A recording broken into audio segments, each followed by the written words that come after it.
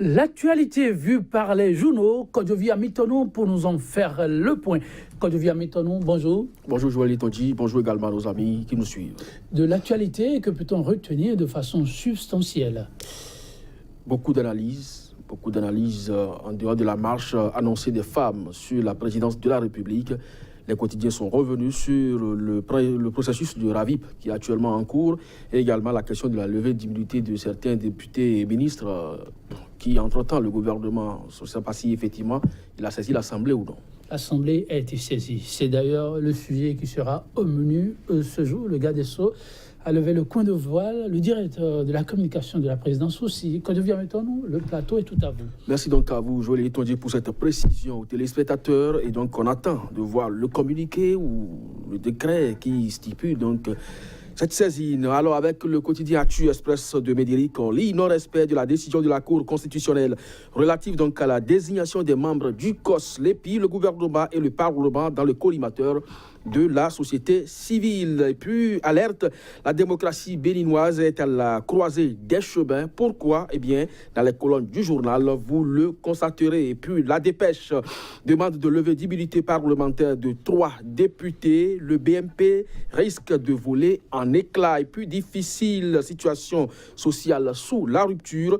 Les femmes décidées à rencontrer Patrice Talon ce jour. La nouvelle tribune, nouvelle charte des partis politiques, les conséquences et les non-dits du financement public proposé et puis levée d'immunité de députés et d'anciens ministres, les explications du garde des Sceaux. L'Afrique en marche, réforme du système partisan. Robert Dossou invite le Bénin à s'enrichir des déconvenus du Nigeria et du Sénégal. Et puis levé d'humilité, Talon Yahi, un combat à distance. La rupture aura-t-elle 55 députés pour abattre Kouché et autres? Le nouvel observateur, après le discrédit contre Kadhafi Komon à propos donc, du redressement fiscal, Jeune Afrique, toute honte bu, ingurgite ses nocivités et étale sa mauvaise foi.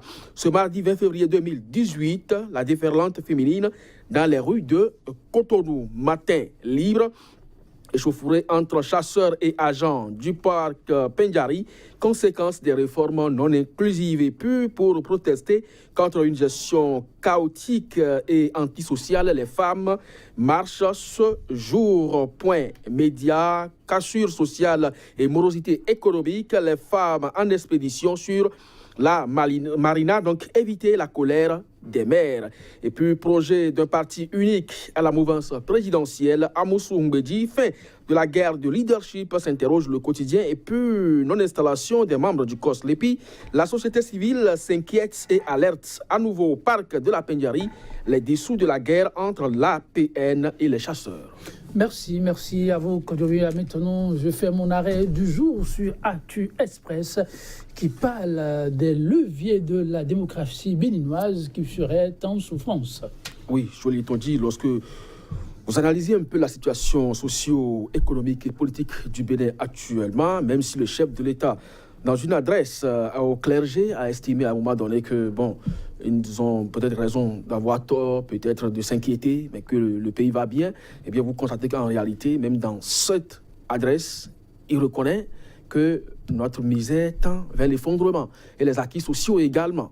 Alors, à partir de cet instant, le journal a énuméré un certain nombre de choses ici. Vous avez les décisions de la Cour constitutionnelle qui sont bafouées, les partis politiques disloqués, des élus poussés à l'exil, les insoumis persécutés, un mépris du corps social, une justice à plusieurs vitesses. Quand ça se passe comme ça dans une république, vous ne pouvez pas dire que l'état de droit est en bonne santé. À partir de cet instant, le journal peut donc s'exclamer et bien alerte la démocratie béninoise à la croisée donc des chemins.